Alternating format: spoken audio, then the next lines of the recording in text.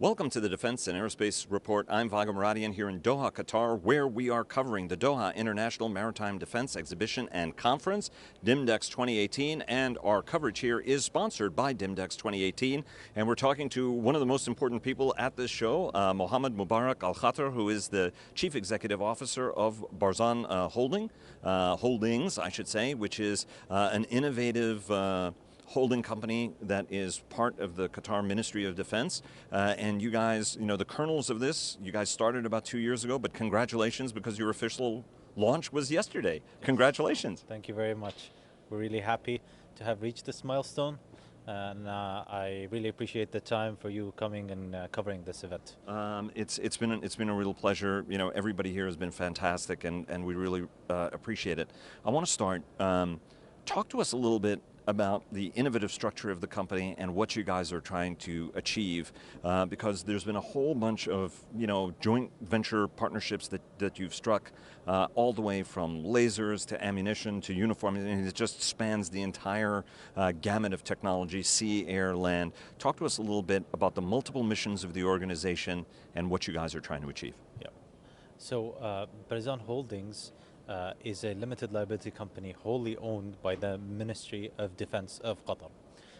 It was started 2 years ago with a restructuring that His Excellency, the Deputy Prime Minister, Minister of State for Defense Affairs, Dr. Khalid Al-Atiyah, done, where he split the investment section from the Finance Director to the Investment Office and reworked the strategy of investments and investment function within the Ministry of Defense. As part of this reworking, there was a focus on defense and security sector. And one of the first decisions that were done after this focus was to create a company wholly owned by the Ministry of Defense to hold and own shares in investments that the Ministry of Defense makes. So it started off as the investment arm of the Ministry of Defense. Very quickly thereafter, it became also the R&D arm of the Ministry of Defense, and very shortly after that, it also grew in mandate, and we became a partner that is responsible for supporting the strategic procurement of the Qatar Armed Forces and the different governmental security entities in the country. So I would love to give you a small brief on each of these three pillars that make up Barzan, if you'd like. No, absolutely. I mean, because you guys are taking care not just of what we consider classical security, which is on the military side, but also on the homeland security side, if we will, from a U.S. parlance standpoint, and security, as well as a little bit of intel function. So talk to us a little bit about those pillars. Yes. So we have done an extensive engagement and study and benchmarked the best practices that different countries have done to start their defense sector in the country. And based on this very long engagement during the last 2 years, we have come up with an overall vision for what Barzan is, which is to invest in the people, capabilities, and technology that enables the country to protect its sovereignty and to be a player in the defense and security world, a leader. Not just a player, a leader in the defense and security world. So it's based on three pillars: investment in defense and security companies, not just here through joint ventures and partnerships, but invest in defense companies abroad as well, that fulfill a strategic but also financial requirement from our side, where we own a significant but minority interest in large-scale defense companies, and also look into avenues where we can co-invest with specific partners in the defense field in medium to small companies in the field. Then we have the second pillar, which is the research and development pillar.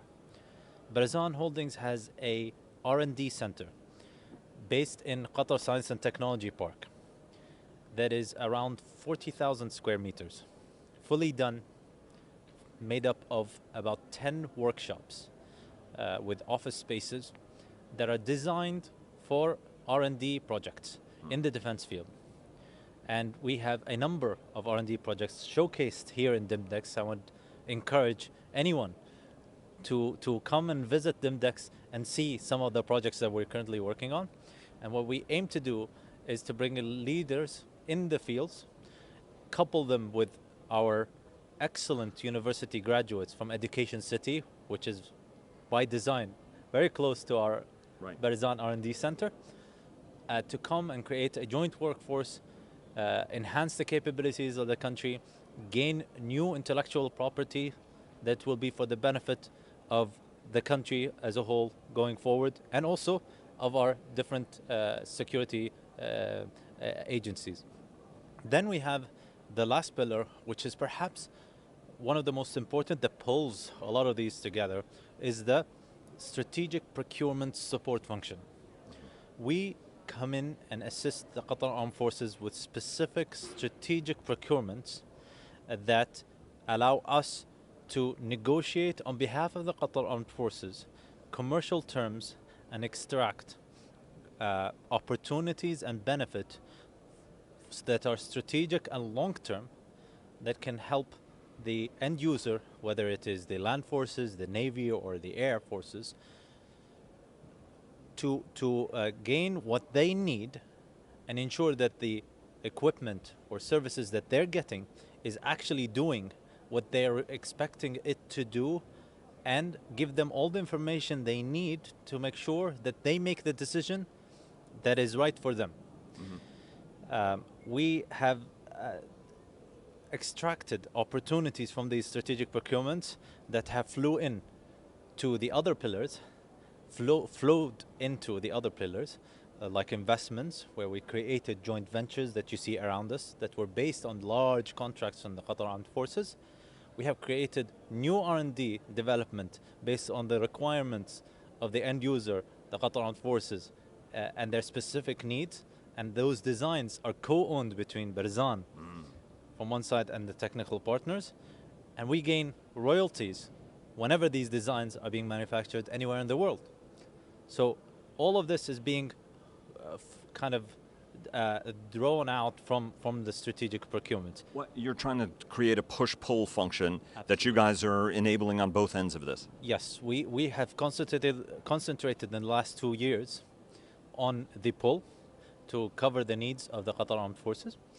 But the idea is that there will be a push function as the resources grow, and we'll have a push and pull functionality. But I want to get to priorities in a second, because it seems like you guys have struck certain priorities in almost each one of the sectors as you go around. I mean, there's actually a theme to this. But how much has the recent crisis and the blockade driven and shaped your plans for the organization and its mission? Sure. So, as I mentioned, Barzan Holdings has been established in 2016, and we have been working by design without launching publicly through our mission and our vision and our strategy. And the current situation has not changed our path. Our vision is to enable the country to be leaders in the defense and security world. And we are really honored to be working with our military apparatus and entities here to assist them, to allow them to do their noble mission of protecting our sovereignty, and our overall goal and slogan that you see around us, which is to empower stability wherever it may be. Right. Let me ask you about priorities. As you look at, what are your strategic priorities? Because there's a lot of stuff on display here, and it seems like it's in each and every sector and sub-piece. But what's the broader prioritization scheme that's driving some of these investments? We do an extensive research before we decide to negotiate and enter into discussions for potential partnerships with different international companies. And our priorities are really, for the last 2 years, it has been really based on the pull that we got based on the procurements of the Qatar Armed Forces, and to allow the country to fill up gaps that can enable the Qatar Armed Forces to have the equipment and services that they need completely within the country. So we're working in manufacturing. We have a large industrial zone in Qatar, about more than 5 kilometers by 5 kilometers, and that's only one of the zones that we are willing to talk about. That Barzan is building, and you'll see a concept of it downstairs in this boardroom. The idea is that there will be manufacturing facilities that are manufacturing critical equipment for the armed forces and different security apparatus in the country. Uh, this will build up also know-how, this will build up capabilities, this will build up private sectors that are feeding into this whole new vertical and defense sector. And Barzan is really pushing this whole thing together. I want to say one thing that's very important for you, if I may. We are chaired by His Excellency the Deputy Prime Minister and Minister for Defense Affairs. We could not have done this without his guidance and push. And then we have also Mr. Nasser Hassan Naimi, who's the Managing Director of Barzan and the Chief of the Investment Office. And without their guidance and without their leadership, obviously I'm standing here, but behind me is an entire team. We really are working as a full team, and I'm very proud of the achievement that us as a team have managed to accomplish, and I really would like to thank them for that. Well, that's very kind, but I have to say that it's a really very, very impressive display for folks who aren't here and haven't had a chance to see it. It's pretty incredible. Many countries around the world are trying to replicate what you're doing here, right? Use that industrialization path. You can see a terrific display for Turkish industry here that spans the gamut from food to uniforms, and across the board. Saudi Arabia has a similar plan. The Emirates have a similar plan. Talk to us about how your plan is a little bit different, because some folks here that I've spoke to have said that you guys are taking a little bit of a different approach and not biting off more than you can chew, but actually getting all of these arms synchronized. Talk to us about how your approach is a little bit different from those of your neighbors or even other countries. As you said, you did this extensive study period to figure out what are the key lessons learned. How is your approach different from how others have done this? Yeah. So as I have mentioned to you, as you mentioned, we have done an extensive study of different countries in continents all around the world about how they started a defense sector and what were the lessons learned in different countries.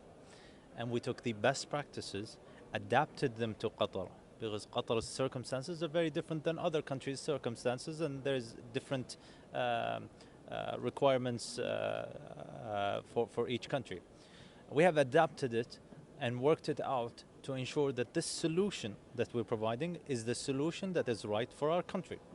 I will mention that the SSM of Turkey, the agency in charge of defense industries, is an agency that we work with very closely. As a matter of fact, yesterday, you might have seen in the press releases today, we have signed with the Undersecretary of Defense, His Excellency, and for a MOU for collaboration in different R&D projects that can be co-funded, and also for know-how transfer in terms of complex project management that can be exchanged and learned from Turkey.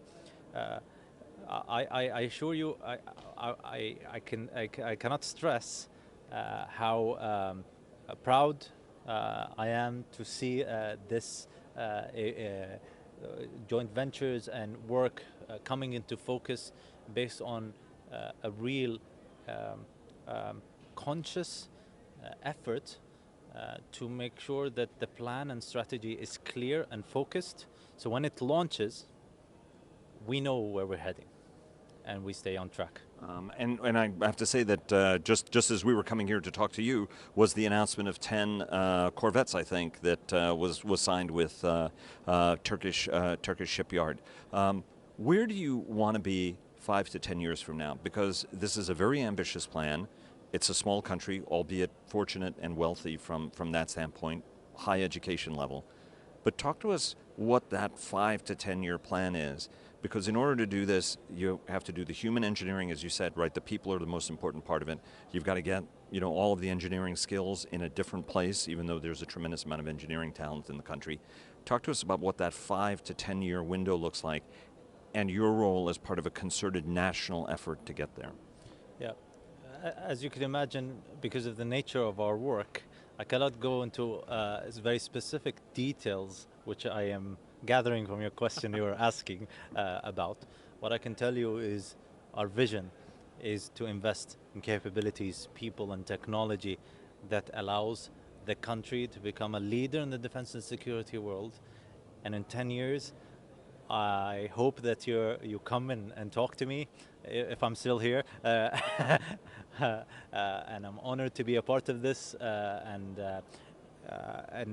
see that we are focused on that vision and working towards it. And so how do people get in touch with you? How do you get in touch with people? Talk to us a little bit about that, because there's been a lot of interest in folks wanting to get through to you guys, but also, what are the communication mechanisms you guys are using? So, since we are also part of the Ministry of Defense, and because we are involved in strategic procurement, we actually get the commanders and the brigadiers and Qatar Armed Forces in general come to us at times and state that we are working on this project with this company and that company. Barzan, you're owned by Ministry of Defense. We consider you as part of our team. Let's work together to make this work. So we get sourcing from that sense. We get sourcing from companies that approach us when they when they hear about us in relation to general tenders, which we are involved in on behalf of the Ministry of Defense, in order to operationalize the tender process for some of the strategic procurement. So we get introduced through that as well, and through our chairman, His Excellency the Minister of State for Defense Affairs, also is a big supporter of Barzan and its mission, and its integral part in the new defense strategy of the country that's being headed by His Highness the Emir of Qatar. Mohammed Mubarak Al-Khater, CEO of Barzan Holdings, congratulations. Thank you very much. Best of luck, and looking forward to staying in touch as you guys get bigger and bigger and bigger. Thank you very much. Thank you. I appreciate your time, and hope to see you again soon. Thank you very much.